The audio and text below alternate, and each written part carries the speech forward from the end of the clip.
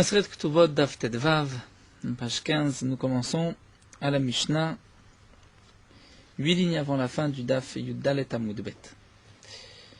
Aujourd'hui, Bezrat Hashem, terminons le premier Perek de Maseret Ktubot. Et là, la Gemara nous rapporte une Mishnah. Amar Rabbi Yosef nous dit Maase Betinoket Sheyarda le Malot Ma'in Mina Ain. C'était le cas, l'histoire d'une petite fille, Sheyarda le Malot Ma'in Mina Ain, qui a été remplir de l'eau d'une source. Vene'ensa, elle a été violée. La question qui se pose est de savoir qui était cet homme qui l'a violée. Puisque comme nous l'avons vu, parfois, lorsqu'une femme est violée, elle est interdite par la suite à un Kohen. Tout dépend qui était cet homme-là. Si cet homme-là était un pasoul, un mamzer, ou si cet homme-là était un proche parent, elle est interdite à un Kohen. Si cet homme était un non-juif, elle est aussi interdite par la suite à un Kohen. Donc cette petite fille n'était pas fiancée, n'était pas mariée, mais elle peut être interdite à un Kohen par la suite, puisqu'on ne sait pas qui est le violeur. Amar Rabbi Yochanan ben Nouri, Rabbi Yochanan ben Nouri nous dit, donc c'est Rabbi Yosef qui rapporte, que Rabbi Yochanan ben Nouri a dit, Imrov Anshair Masim la Keuna, c'est la majorité des habitants de la ville. Masim la Keuna, c'est-à-dire son cachère, pour permettre à leur fille, à leur propre fille ou à leur femme, une fois veuve, de se marier à des Kohanim, alors à Rezot Inase la Keuna, cette petite fille aussi pourra se marier avec un Kohen. Si on considère que le violeur fait partie de la majorité, et comme la majorité de la ville, ce sont des hommes, on peut dire kshérim, c'est-à-dire dans le sens ici kshérim, non pas des hommes pieux, des hommes droits, mais ici kshérim, dans le sens où ils peuvent se marier, c'est-à-dire que leur descendance, leurs filles ou leurs femmes, peuvent se marier à des Kohanim. Donc, cette fille-là aussi pourra se marier avec un Kohen, puisque le violeur fait partie certainement de la majorité, et donc c'était juste un viol, mais il n'y a pas eu, ce n'était pas ce n'était pas un mamzer ou ce n'était pas un halal. Amale Rava le Rav Nachman, Rava a dit à Rav Nachman, Rabbi Yochanan ben Nouri de Amar Keman, Rabbi Yochanan ben Nouri qui a dit qu'on doit tenir compte de la majorité. Rabbi Yochanan ben Nouri s'est exprimé d'après qui? Nous avons vu plus haut une marloquette entre Rabban Gamliel et Rabbi Yoshua, dans le cas aussi d'une femme qui on demande mais qui est cet homme avec qui elle a eu une relation. Elle dit que c'était un homme kasher, est-ce qu'on la croit ou pas? Rabban Gamliel a dit que oui, et Rabbi Yoshua a dit que non. Nous avons vu que d'après Rabban Gamliel, on tient compte de la chazaka, puisque cette femme, jusqu'à présent, avait une chazaka, une présomption qu'elle pouvait se marier avec un Kohen. Pourquoi changer ce statut, cette chazaka, même si je ne sais pas aujourd'hui avec qui elle a eu cette relation? Donc demande la Gemara, si ici Rabbi Yochanan ben Nouri s'est exprimé d'après Rabban Gamliel, c'est-à-dire il a permis à cette fille de se marier à un Kohen, selon la majorité de la ville, mais si c'est vraiment comme Rabban Gamliel qu'on tient compte de la chazaka, cette fille a aussi une chazaka que jusqu'à présent elle pouvait se marier à un Kohen. Donc si elle a cette chazaka, pourquoi aujourd'hui la lui enlever s'il n'y a pas une majorité de kshérim? Donc même si Rabbi Yochanan ben Nouri pense comme Rabban Gamliel, il ne devrait pas dire Imrov Anshair que ça dépend de la majorité, même si la majorité a filou berov psulim, même si la majorité sont psulim dans la ville, que si on considère que c'est un homme de la majorité qui a violé cette petite fille, donc elle devrait être interdite à un Kohen, eh bien non, d'après Rabban Gamliel, on devrait dire qu'elle est permise, puisqu'elle a une chazaka que jusqu'à présent elle était permise à un Kohen. Et si c'est Ik et Rabbi Yoshua, si Rabban Yochanan ben Nouri pense comme Rabbi Yoshua, eh bien, filou berov ksherim na mais pas s'il, même s'il y a une majorité d'hommes kasher, d'après Rabbi Yoshua, on ne tient pas compte de la chazaka, et donc elle devrait avoir l'interdiction de se marier avec un Kohen, même dans le cas d'une majorité d'hommes kasher. Hamarle, Rav Nachman répond à Rava et lui dit Achi amar Rabbi Yehuda amar Rav. Ainsi Rabbi Yehuda a dit au nom de Rav. Ainsi il a répondu à cette question que ici on parle Bekronot shel Tzipori ayamaase. Que l'histoire c'était Bekronot, Kronot c'est-à-dire les charrettes, les wagons de la ville de Tzipori, c'est-à-dire nous explique Rashi, c'était un jour de marché où il y avait beaucoup de caravanes, de charrettes qui venaient d'ailleurs dans la ville de Tzipori. Et donc, nous allons comprendre pourquoi ici on accepte et on permet cette petite fille s'il y a une majorité. Et nous explique Rashi, en vérité, Rabbi Yochanan ben Nouri pense comme Rabbi Yehoshua. Et pourquoi ici on dit qu'elle est cachère, c'est parce qu'il y a ici deux majorités, il y a deux rov, c'est-à-dire deux raisons par la majorité de dire qu'elle est kshera, comme nous allons le voir donc tout de suite d'après Rabbi Ami. C'est ce que nous a dit ici Rabbi Yehuda au nom de Rav. Il s'agit bikronot shel Tzipori ayamaase. Donc des Rabbi Ami, donc le jour de marché, il y avait beaucoup de gens de l'extérieur qui venaient dans la ville de Tzipori.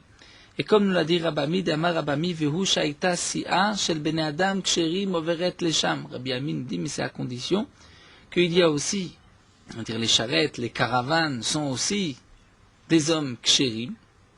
Et donc, nous avons maintenant la majorité de la ville et nous avons aussi la majorité des caravanes venant de l'extérieur que ce sont des hommes kshérim.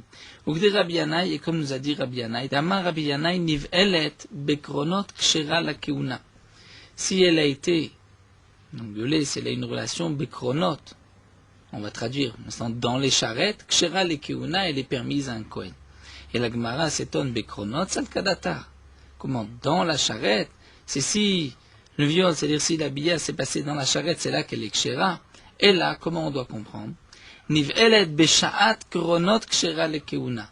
C'est que si elle a été violée, si elle a eu une billa besha'at kronot au moment où les caravanes rentrent dans la ville, là elle est kshera le keuna, elle est permise à un kohen. Pourquoi? Puisque nous avons deux majorités. Nous avons la majorité de la ville, mais ce n'est pas suffisant d'après Rabbi Yehoshua, il faut aussi la majorité donc des caravanes qui rentrent dans la ville. C'est un deuxième rov pour permettre cette fille à un kohen.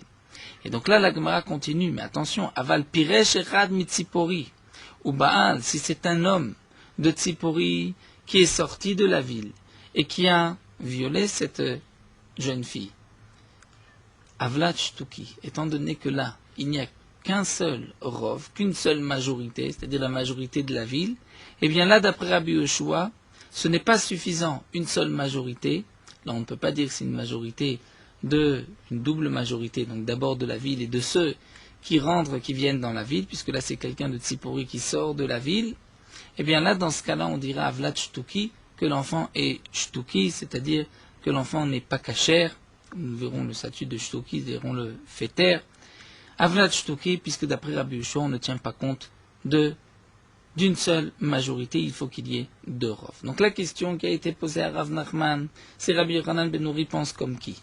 Si Rabbi Yochanan ben Nouri pense comme Rabban Gamliel, même s'il y a une majorité dans la ville d'Om Psulim, eh bien il y a une chazaka, la fille est kshera. Si Rabbi Yochanan ben Nouri pense comme Rabbi Yehoshua, même s'il y a une majorité d'hommes kasher, la fille devrait être psula, puisqu'on ne tient pas compte de la chazaka. Réponse de Rav Nachman. Ici on parle dans le cas où il y a deux majorités. Il y a la majorité de la ville, mais c'est un jour de marché, et il y a beaucoup de gens de caravanes, charrettes qui viennent de l'extérieur, et la majorité des gens qui viennent de l'extérieur sont aussi cachers, donc puisque là j'ai deux majorités, là Rabbi Yehoshua est d'accord que si la majorité est cachère, et qu'il y a ces deux rov, eh bien la fille est kshera. Mais si c'est une personne de Tzipori qui s'éloigne, donc il y a une relation avec cette jeune fille, et qu'on se pose la question, qui est-il, fait-il partie de la majorité ou pas, là on ne dira pas que s'il y a une majorité de kshérim, que l'enfant est kasher, l'enfant n'est pas kasher, qui ha, derriate Ravdimi Amar Zeiri, comme ce cas-là où Ravdimi était venu à Dilon Zeri Amar Pranina, Vamrela, et d'après certains, c'est Amar Zeiri Amar Pranina, ce n'est pas Ravdimi qui a rapporté au nom de Ziri, au nom de Rapranina, mais Zeiri qui dit au nom de Rapranina, Olchi Machar Rov Air, Ben Olchi Machar Rov Si'a. Nous allons d'après la majorité de la ville, mais on ne tient pas compte de la majorité de la charrette, du groupe de ceux qui qui viennent. C'est-à-dire, comme dit pour l'instant Rashi, on va d'après la majorité de la ville pour permettre, pour dire que l'enfant, la femme est kshera, mais on ne va pas d'après la majorité de la caravane. C'est-à-dire si on est dans un endroit extérieur à la ville, loin de la ville, où là on est sûr que ça ne peut être qu'une personne de cette caravane, de ces charrettes, là on ne tient pas compte de cette majorité, même s'il y a dans cette caravane d'hommes cachés. Et là la Gemara, donc avant de nous rapporter la preuve de Rav Dimi, la Gemara va d'abord essayer de comprendre qu'est-ce que nous a dit ici Rav Hanina. Au contraire, que la Pelaye, le contraire devrait être logique. C'est-à-dire on ne comprend pas pourquoi on irait d'après la majorité de la ville, mais pas d'après la majorité d'une caravane. Après tout, si cette caravane est en chemin dans le désert, et que juste à côté, on sait que c'est un homme de la caravane qui a violé une jeune fille, si la majorité de cette caravane sont des gens kshérim, pourquoi ne pas dire que cet homme-là vient de la majorité, donc la fille aussi est kshera, elle pourra se marier par la suite à un Kohen. Et plus encore, demande Agmara, Hanenaïde va nekviye vekaime. Dans la caravane, ils sont en mouvement. Et lorsque les gens sont en mouvement, on a une règle, on va d'après la majorité. Alors que dans la ville, les gens sont fixes, ils sont dans la ville. Et là, nous devons faire appel à une nalacha que nous verrons encore par la suite, le principe de kavua, c'est-à-dire lorsque le safek, notre doute, a apparu dans un endroit fixe, c'est-à-dire dans une ville, les gens sont là, ce n'est pas un habitant de la ville qui est sorti. Comme nous le verrons, la Gemara nous rapportera le din de Kavua et de Piresh, dans le cas bien connu des 9 magasins qui vendent de la viande cachère et un magasin qui vend de la viande non cachère. Si on rentre dans un de ces magasins, on achète un morceau de viande, mais on ne sait pas si c'est dans les magasins cachères ou dans le magasin non cachère. Là, on fait intervenir la notion de kavua, puisque c'est fixe, on a été dans le magasin. C'est comme si, merza al merza, c'est comme nous avons 50% de chance que ce soit de la viande cachère, 50% de chance que ce soit de la viande non cachère, et dans ce cas-là, on dira que la viande est interdite. Mais si un morceau de viande est sorti d'un de ces magasins, par exemple où un animal a fait sortir un morceau de viande, et nous ne savons pas de quel magasin cette viande est sortie, si c'est des 9 magasins cachers ou du magasin non cachère, là on va d'après la majorité, puisque Piresh, le morceau de viande s'est détaché de l'endroit, on va d'après la majorité. Donc là aussi, demande l'Agma, on devrait dire la même chose. Lorsque c'est une caravane qui est en mouvement, et il y a un homme qui est sorti de cette caravane, qui a violé, qui a eu une relation avec une jeune fille, là on devrait dire que ça vient de la majorité de cette caravane. Mais si c'est dans la ville, c'est comme dans les magasins, et à ce moment-là, nous avons le principe de kavua, c'est fixe, c'est comme merza moitié-moitié, et donc ça devrait être interdit. Donc on ne comprend pas les paroles de Rav Hanina, qu'on va d'après la majorité de la ville, mais pas d'après la majorité de la caravane, c'est le contraire qui est plus logique. Alors l'Agma reprend, voici ce que Rav Hanina a dit, c'est ce que nous avons voulu rapporter pour expliquer notre Mishnah, c'est qu'on va d'après la majorité de la ville, à condition qu'il y ait un deuxième rov, c'est-à-dire la majorité des caravanes qui rentrent dans la ville, cette majorité de gens qui rentrent dans la ville sont aussi cachers, là dans ce cas-là, on pourra tenir compte de la majorité. Mais on ne va pas d'après la majorité de la ville, s'il n'y a que la majorité de la ville, et on ne va pas d'après la majorité des caravanes, s'il n'y a que une seule majorité, la majorité des caravanes. Et pour quelle raison, après tout, c'est une majorité? Pourquoi avons-nous besoin de 2 majorités? C'est-à-dire, la majorité des hommes de la ville sont cachers, la majorité des caravanes qui rentrent dans la ville sont des hommes cachers. Pourquoi nous avons besoin de ces 2 rovs pour permettre cette jeune fille? Et la Gemara explique, parce que Gzera rov siya, atu rov haïr. On va faire une Gzera, même lorsque il y a une seule majorité, c'est-à-dire c'était dans un endroit où on devrait tenir compte de la majorité, on ne tient pas compte de la majorité de la caravane. Pourquoi? On fait une Gzera à cause de la majorité de la ville. C'est-à-dire si on permet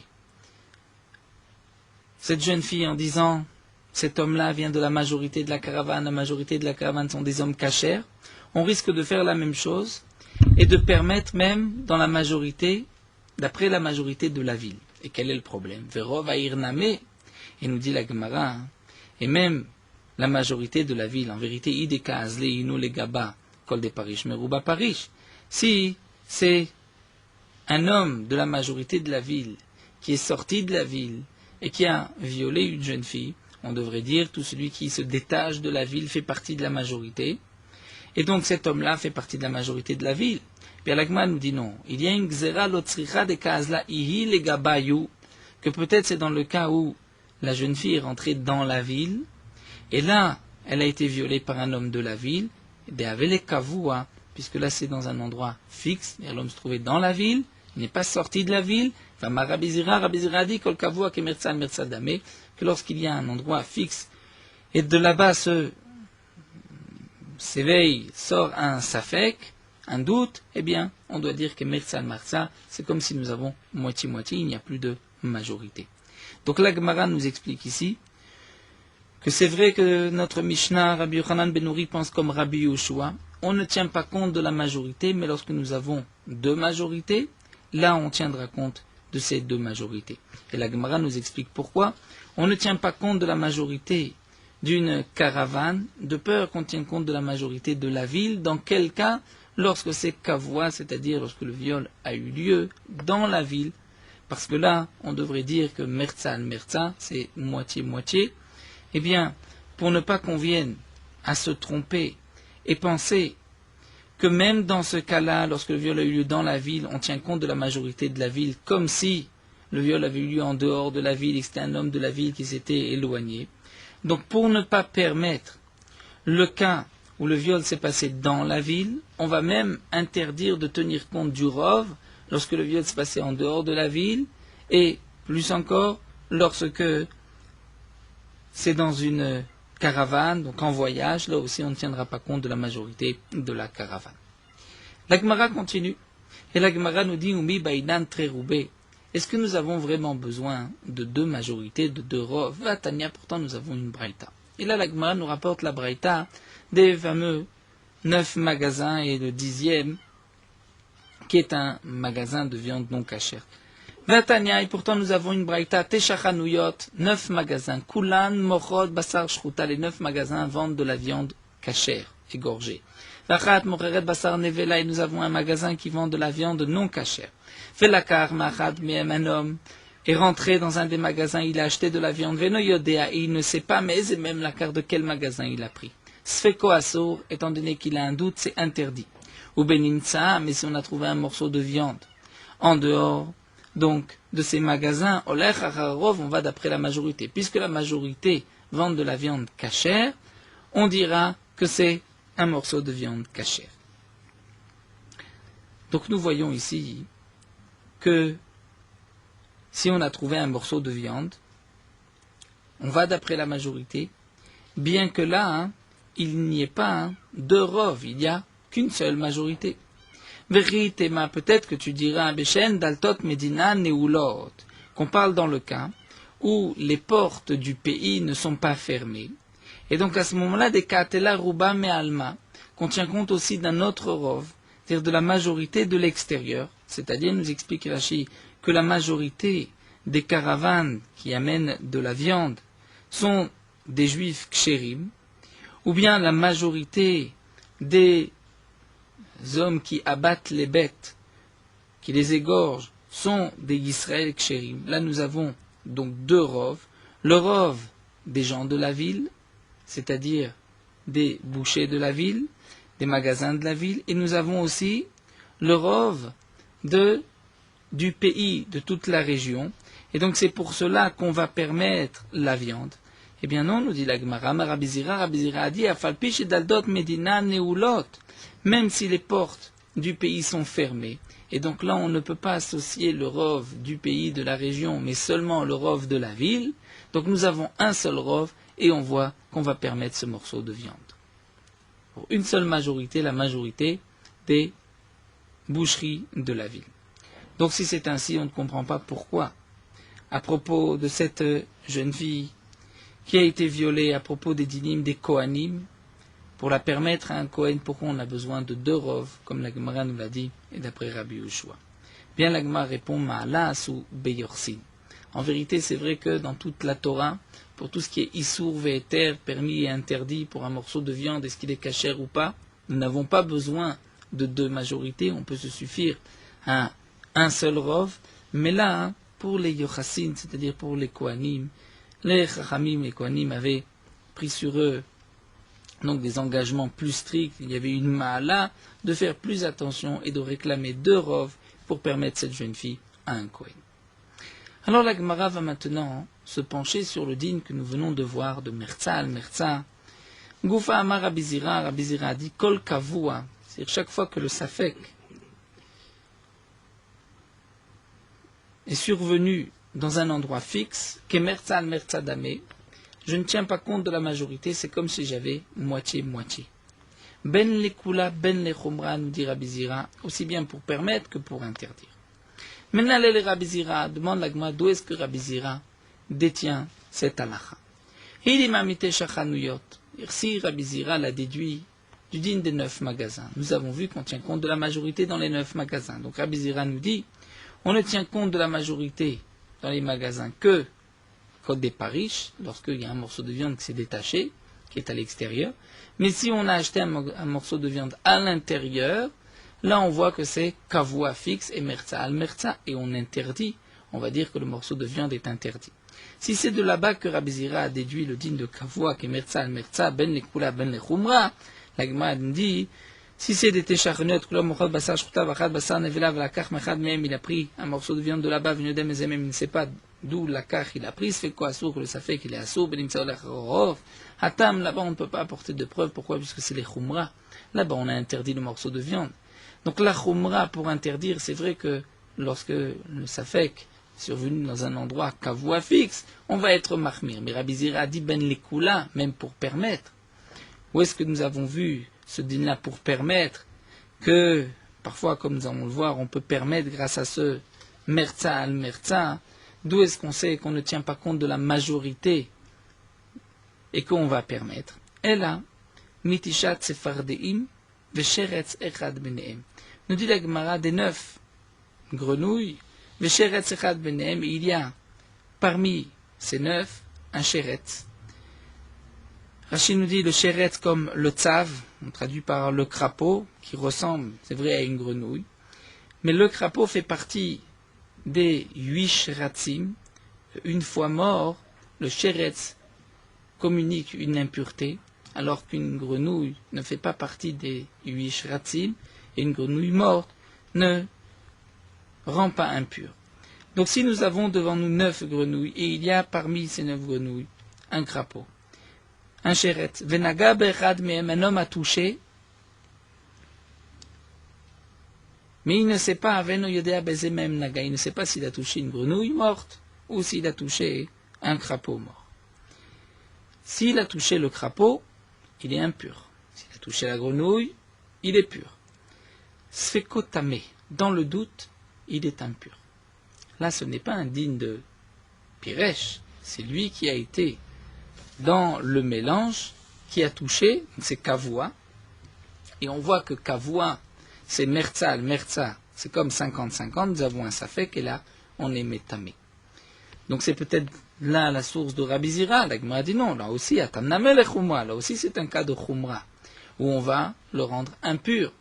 Alors la Gemara continue, et là, c'est dans le cas inverse. Mitisha, shratzim, etzfardea, echad, bene. Il y a 9 shratzim, il y a 9 crapauds, il y a une grenouille parmi eux. Donc ça me ressemble, on ne fait pas du premier coup la distinction. Venadga, bechad, même, il a touché un de ces 10. Ve'eno yodea be'eze mehem naga, il ne sait pas qu'est-ce qu'il a touché. Là c'est marqué birshut hayachid sfekotame, birshut harabim sfekotao. C'est-à-dire nous avons une règle dans les dilim de Touma, lorsque nous sommes dans un endroit, un domaine privé, s'il y a un doute 50-50, c'est tamé. Et si nous sommes dans un domaine public, qu'il y a un doute 50-50, c'est taor. Ça on l'apprend du din de la sota. Comme nous l'avons vu plusieurs fois, dans Masechet Psachim, dans Masechet Shabbat, le din de Safek Touma Bershut Hayachid Tameh, Safek Touma Bershut Harabim Taor. Et donc là, nous avons un cas où un homme a touché Dans le mélange, il ne sait pas s'il a touché un crapaud mort ou s'il a touché une grenouille morte. Quel est le din? C'est considéré comme 50-50, mais s'il est dans un domaine public, sfekot taor. Et on ne tient pas compte de la majorité, on ne va pas dire, puisqu'il y a une majorité de crapauds morts, donc certainement qu'il a touché le crapaud et donc il est impur.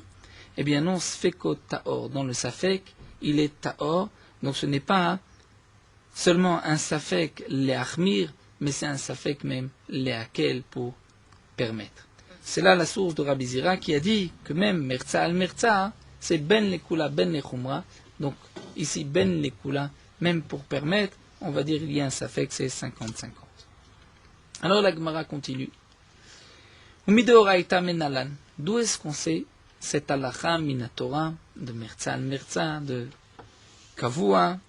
Dans le cas de parish, on tient compte de la majorité. Ça, nous savons, c'est une règle dans toute la Torah qu'on tient compte de la majorité. Mais ce din-là de Kavua, et que c'est que Merza al-Merza, d'où est-ce qu'on l'apprend?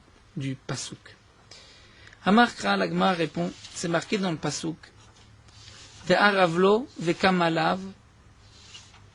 Le Pasuk nous dit à propos d'un homme qui déteste son prochain, et il lui a tendu un piège, il l'attendait, il l'a frappé, il l'a tué, et cet homme-là ensuite s'est enfui dans une ville de refuge. Donc là, la Torah nous dit que la ville de refuge ne le protégera pas, étant donné que cet homme-là n'a pas tué involontairement, il avait prémédité son meurtre.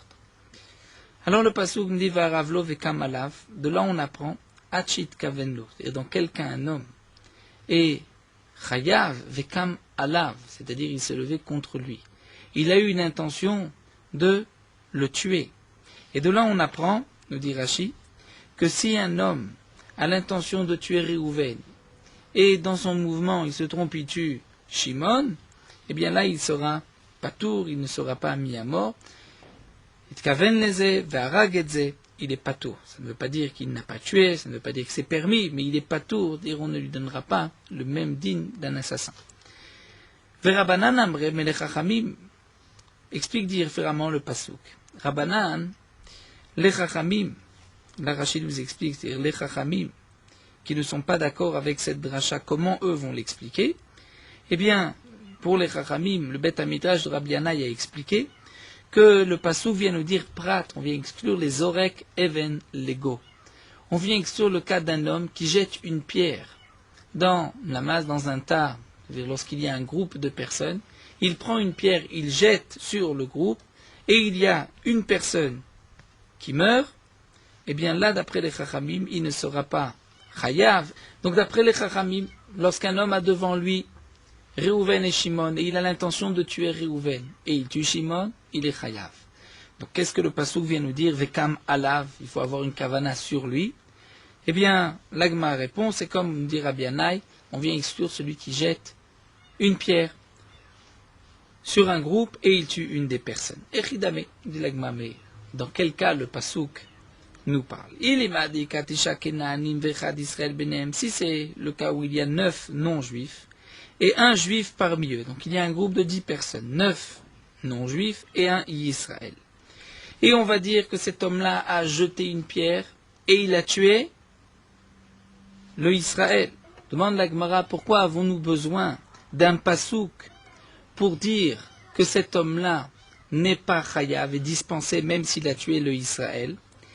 Après tout, tipokle deruba kenaanim niu, tu devrais le déduire de cette halakha, puisqu'il y a une majorité de non-juifs. Donc certainement, lorsqu'il a jeté la pierre, c'était dans l'intention de tuer une personne de la majorité, donc un non-juif, et il a tué un juif. Quel est le din pour celui qui avait l'intention de tuer un non-juif et il a tué un juif? Là, il est patour, même d'après les chachamim. Les chachamim ont dit que si un homme a une intention de tuer un juif et il tue un juif, un autre, là, il est chayav. Mais s'il avait l'intention de tuer un non-juif, étant donné qu'il n'y a pas de chiyuv mita pour celui qui tue un non-juif, même s'il n'a pas le droit de le faire, malgré tout, s'il avait une intention de tuer un non-juif et il tue un juif, il n'est pas chayav pour ce deuxième.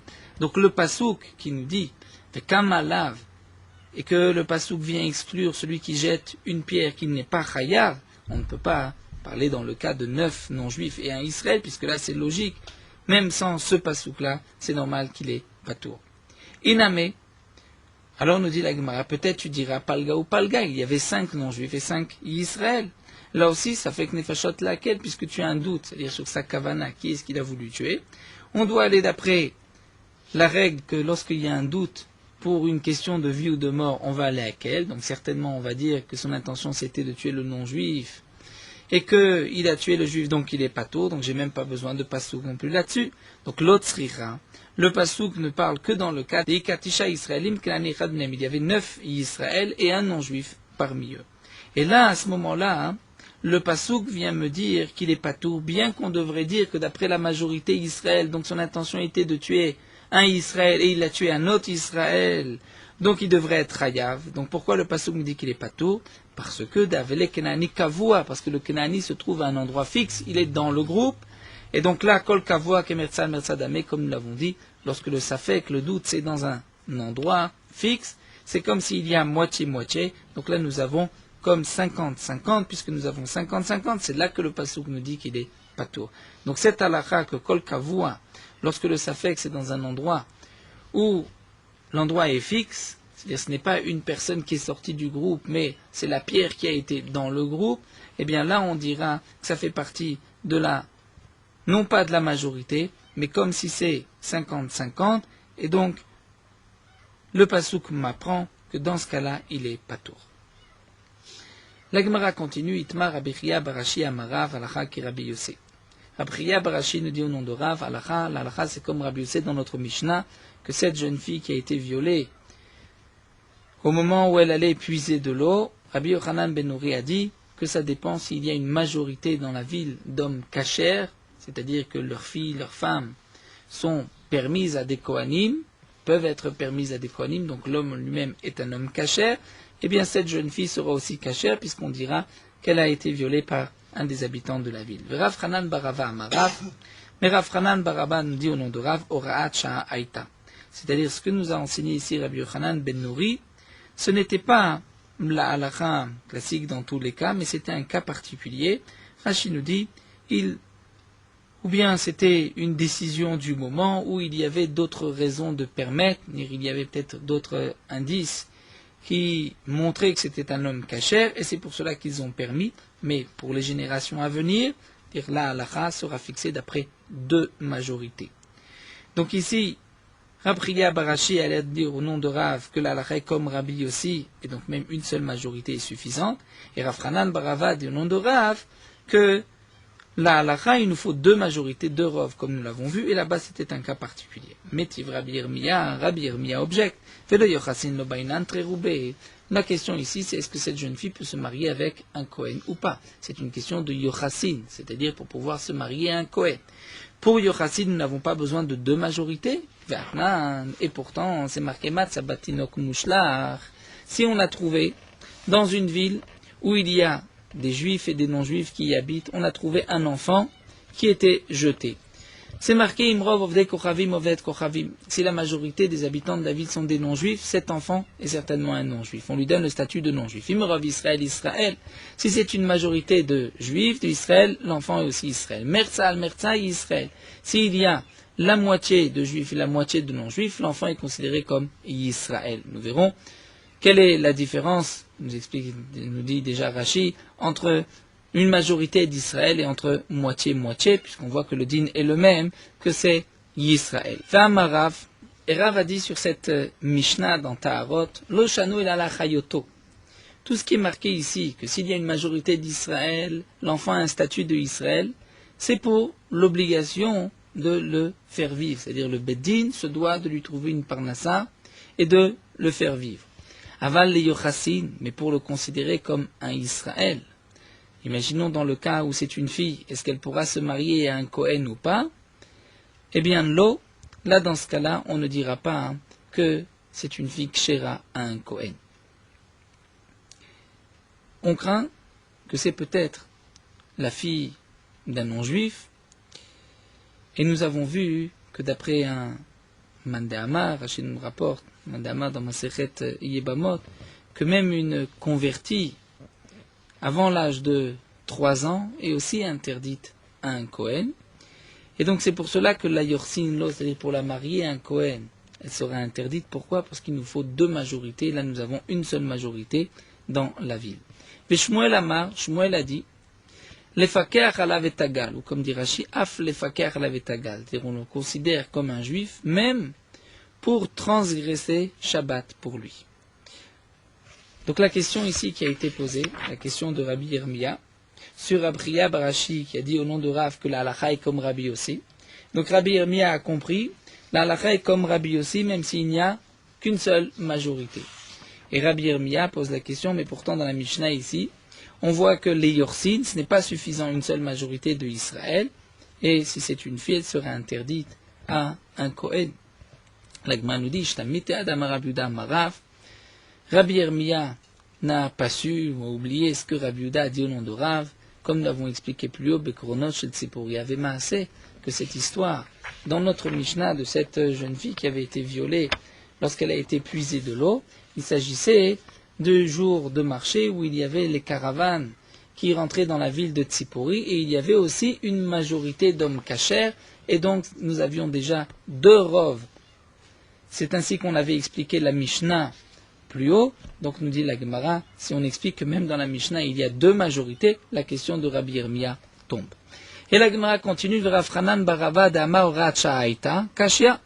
Mais d'après Rafranan Barava qui explique que dans la Mishnah de Rabbi Yossi c'était un cas particulier, c'était Orat Sha'a, eh bien là nous allons avoir une question, puisque si tu dis que Orat Sha'a, c'était un cas particulier, bien qu'il y avait deux majorités, donc la majorité des hommes de la ville était cachère, et aussi la majorité de ceux qui rentraient dans la ville, et pourtant Rafranan Baraba dit que c'était un cas particulier, mais, donc là on va dire au contraire, pour les générations qui suivent, on n'a pas besoin de deux rov, mais un seul rov est suffisant, là nous allons avoir une question. Comment expliquer Rav, puisque Rav a dit que les Yorsimlo, un seul rov n'est pas suffisant, il en faut deux. Et plus haut nous avons expliqué que ce que nous a dit Rav Hanan Barava Orat Sha'aita, on avait compris qu'il y avait un seul rov. Donc il avait dit que c'était un cas particulier pourquoi on a permis avec un seul rov, mais pour les générations à venir, il faut deux rov. Là, la Gemara maintenant, puisqu'elle nous a expliqué que cette Mishnah que nous avons étudiée, il s'agit d'un cas où il y avait deux rov. Donc lorsque Rav Hanan Barava a dit que c'était un cas particulier Orat Sha'a, c'est-à-dire un cas particulier pour lequel on avait besoin de deux rov. Mais en général, un seul rov est suffisant. Là, Rav a dit que un seul rov n'est pas suffisant, puisque les Yorsim, même si c'est rov Israël, c'est pas suffisant. C'est une question que pose ici l'Agma sur Afranan Barava. L'Agma nous dit, c'est donc une kashia d'après lui. Alors l'Agma répond, Haman de matneha lo matneha. C'est-à-dire celui qui a enseigné cet enseignement de Rabbi Yehuda au nom de Rav, qui s'agissait de Kronot shel Tzipori, Maaseh, donc il y avait deux majorités, lui ne pense pas comme ce Rafranan Barava, et Rafranan Barava qui rapporte ce Orat Sha'aita, il ne pensait pas que c'était un cas de deux majorités, et donc la question tombe, puisqu'on retrouve donc toujours le même principe, c'est qu'il nous faut deux rov, et un seul rov n'est pas suffisant. La Gemara continue et reprend en Goufa le din que nous avons vu. On va terminer avec cette Mishnah de Taharot. Matzah batinok mushlach, nous avons vu que si on a trouvé un enfant qui avait été jeté, Im rov ovdei kochavim oved kochavim, si la majorité des habitants de la ville sont des non-juifs, le statut de cet enfant, c'est un non-juif. Im rov Israël Israël, si la majorité des habitants de la ville sont des juifs, il est juif. Merzal, moitié-moitié, Israël, il est aussi juif. Amarav, Ravadé de Shamla Chayoto. Le din, c'est seulement pour le faire vivre, Ravadé Yorsin, mais pour, si c'est une fille, la marier avec un Kohen, l'eau, là c'est pas suffisant, il faut une deuxième majorité. Veshmuel Amar, le Fakar, el Avetagal, et Shmuel a dit, même pour transgresser Shabbat, on pourra, pour cet enfant, s'il y a une majorité de Israël. Demande la Gmara, Amar Shmuel Achi. Est-ce que Shmuel a dit que pour un cas de Pikuach Nefesh, pour sauver cet enfant, il faut une majorité de Israël? Pourtant, Rabbi Yehuda a dit au nom de Shmuel que pour le Pikuach Nefesh, on ne tient pas compte on n'a pas besoin de suivre la majorité. C'est-à-dire, même s'il y a un doute, peut-être que c'est un juif, même s'il y a une majorité de non-juifs dans la ville, il y a une obligation de transgresser Shabbat, comme pour tout Israël qui est en danger de mort. Donc Shmuel n'a pas pu dire que ce qui est marqué dans la Mishnah, que s'il y a une majorité de Israël, c'est un Israël, même pour pour transgresser Shabbat pour lui, parce que même si c'est une majorité de non-juifs, on devra aussi transgresser Shabbat pour lui. Et la Kitma, l'Agma reprend, lorsque Shmuel nous a dit que même les fakar halav et tagal, c'est Aresha Itmar sur le début. C'est-à-dire, Imrov ovde kochavim oved kochavim, sur le début de la Mishnah où c'est marqué que s'il y a une majorité de non-juifs, il a un statut de non-juif. Amar Shmuel, là Shmuel dit, les fakar halav et tagal, mais pour enlever, donc on va dire un éboulement, c'est-à-dire lorsque il a été recouvert par des pierres, un éboulement, on pourra enlever ces pierres-là, et Enoken me dit n'est pas le même, et on le sauvera, même s'il y a une majorité de non-juifs dans la ville.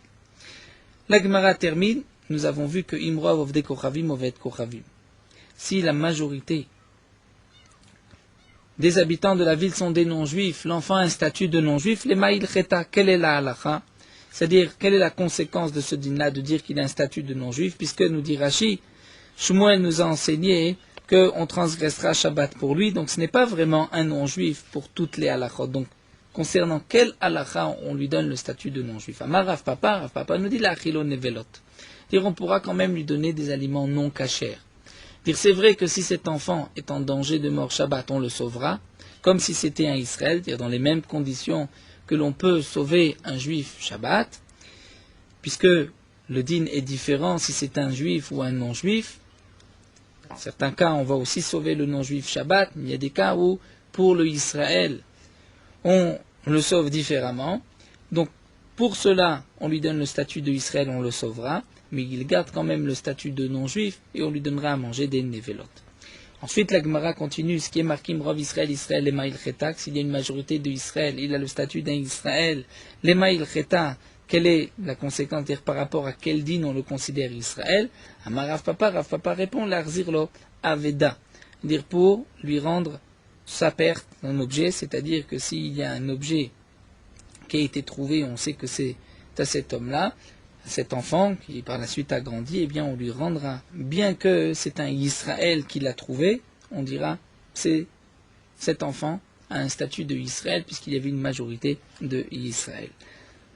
Tosfot nous dit que de toute manière on aurait pu aussi répondre la chayoto, comme nous l'a dit Rav, c'est-à-dire pour l'obligation de le nourrir, de le faire vivre. La Gemara continue, Mertzal, Merza Israël, et Maïl Cheta, dans la Braïta, nous avons vu que s'il y a dans la ville la moitié de non-juifs et la moitié de Israël, eh bien il a un statut de Israël, les Maïl Cheta, c'est pour quel halacha? Amar Resh Lakish nous dit les Nizakim, c'est-à-dire lorsqu'il y a un dommage. Lorsqu'il y a un dommage, nous savons que les dinim ne sont pas les mêmes, si c'est un juif qui endommage un non-juif ou un non-juif qui endommage un juif. Rashi rajoute, ici on ne peut pas répondre l'Arzirlo Aveda pour lui rendre son objet, parce qu'à ce moment-là, c'est exactement le même din. Pourquoi la Mishnah a eu besoin de les séparer en deux. S'il y a une majorité de Israël, il est Israël. Si c'est moitié-moitié, c'est Israël. Si c'est pour le même din lui rendre son objet perdu, on devrait le marquer ensemble, qu'il y ait une majorité ou moitié-moitié, il a un din de Israël. Donc si c'est séparé en deux, c'est qu'il y a deux halachot. Quelle est cette halakha de Merza al-Merza? Donc c'est les Nizakim, la Gemara explique, Echidame, Hinima denakre Torah didan et Torah didé, si c'est que notre taureau a encorné son taureau, et le din est le suivant, que si le taureau d'un juif encorne le taureau d'un juif, il doit payer, mais si le taureau d'un juif encorne le taureau d'un non-juif, il est dispensé de paiement, comme c'est marqué dans Masechet Babakama, pour les raisons qui sont expliquées là-bas. Donc, les malais, nous dit l'Agma, si c'est notre taureau qui a encorné le taureau de cet enfant qui a été trouvé, donc lorsqu'il était petit et qu'il y avait la moitié de juifs, la moitié de non-juifs dans la ville, et on lui a donné un statut de Israël, malgré tout les malais a été raya d'Israël adveshekol. Pour tout ce qui est question d'argent, on devrait dire apporte-toi une preuve que tu es un Israël et on te donnera le prix de ton taureau. L'autre voici dans quel cas on va appliquer ce din qu'il est Israël, c'est des nacré Torah d'idée, les Torah didan. C'est-à-dire que son taureau a encorné notre taureau. Et là, le din est différent. Si lui est un juif et son taureau a encorné notre taureau, donc dans le cas de Tam, c'est-à-dire si le taureau n'était pas averti, il payera la moitié du dégât. S'il a déjà été averti 3 fois, il payera le Nezek Shalem, c'est-à-dire la totalité du dégât. Mais si c'est un non-juif, c'est-à-dire le taureau d'un non-juif qui encorne le taureau d'un juif, il n'y a pas cette différence entre Tam et Mouad, si le taureau a été averti ou pas, et dans tous les cas, il doit payer Nezek Shalem. Donc nous dit la Gemara, on parle dans le cas d'Enakre Torah d'Idel et Torah d'Idan, que son taureau a encorné notre taureau. Et donc on dira ainsi, Palga Meshalem, la moitié tu payes, Mimanafshar, que tu sois juif ou non juif, tu as une obligation de payer la moitié puisque ton taureau n'était pas averti. Seulement, Edar Palga, Amar Leou, lui cet enfant qui a été trouvé, et nous ne savons pas si c'est un juif ou pas, nous avons dit qu'il est Israël, lui il devra dire, Aïté Raya de Lav Israël Ana Ve'eten Lechon, à vous d'apporter une preuve que je ne suis pas juif, et à ce moment-là je vous donnerai la deuxième moitié que je vous dois si je ne suis pas juif. Puisque comme nous l'avons vu, si le propriétaire du taureau qui est encorné est un juif et qu'il est tam, le taureau c'est Khatsi Nezek, si c'est un non-juif, c'est Nezek Shalem. Donc cet enfant, on lui donne le statut d'un Israël et donc lui doit payer Khatsi Nezek. Si nous on veut exiger qu'il nous paye Nezek Shalem en disant que cet enfant c'est peut-être un non-juif et qu'il doit payer Nezek Shalem, là c'est lui qui nous dira apportez-vous une preuve que je suis un non-juif et je vous donnerai. Donc c'est pour cela que la Mishnah nous a dit que lorsqu'il y a moitié-moitié, on donne à cet enfant le statut d'un Israël, il est Israël, il y a un safek, donc on dira il est Israël. Si cet enfant ensuite grandit et a un taureau et que son taureau encorne le taureau d'un juif, eh bien cet enfant ne devra payer que Khatsi Nezek et pas Nezek Shalem, puisque jusqu'à preuve du contraire, il est juif. Hadran Alar Betulan Niset, on a terminé le premier Perek, et on continue Bezrat Hashem demain avec le deuxième Perek, Aisha Hashem Tam. Merot Halacha Daf Tedvav. Un invité dans le palais du roi. Lorsqu'un homme rentre dans la cour du roi, s'il ne connaît pas, s'il n'est pas conscient de toutes les habitudes,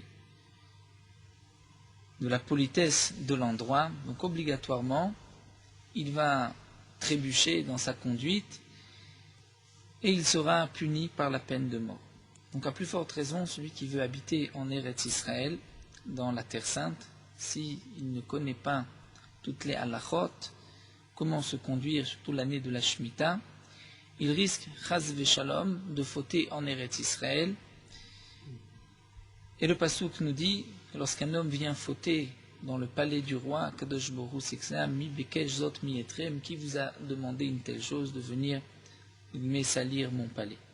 C'est donc pour cela qu'il faut faire attention et étudier la halachot de la Shemitah pour savoir comment se conduire cette 7e année. Comme tous nos ancêtres qui, en exil, avant de monter en Eretz Israël, ont étudié toutes les halachot concernant Eretz Israël, donc Trumot ou Maasrot, ainsi que la Shemitah pour ne pas fauter en Eretz Israël. Il est marqué dans Sefer Teilim, Barechu Hashem malachav gibore koach ose devaro lishmoa bekol devaro. Le pasuk nous parle de gibore koach, d'homme fort. Le Midrash nous explique que ce pasuk s'adresse aux Shomrei Shvit, à ceux qui respectent la Shemitah. Ils sont appelés Giburim, des hommes forts, étant donné qu'ils ont devant leurs yeux leurs vignes, leurs champs abandonnés. Les gens rentrent et consomment sans payer, et ils ne s'opposent pas, ils se conduisent avec force. Généralement, un homme peut agir ainsi 1 heure, 1 jour, mais ceux qui respectent la Shemitah agissent ainsi toute une année. C'est pour cela qu'ils sont appelés Gibor et Koach, et comme nous dit Benzoma, Ezeu Gibor, qui est l'homme fort, Hakovesh et Tzitzo, celui qui retient son Yetzer, son mauvais penchant.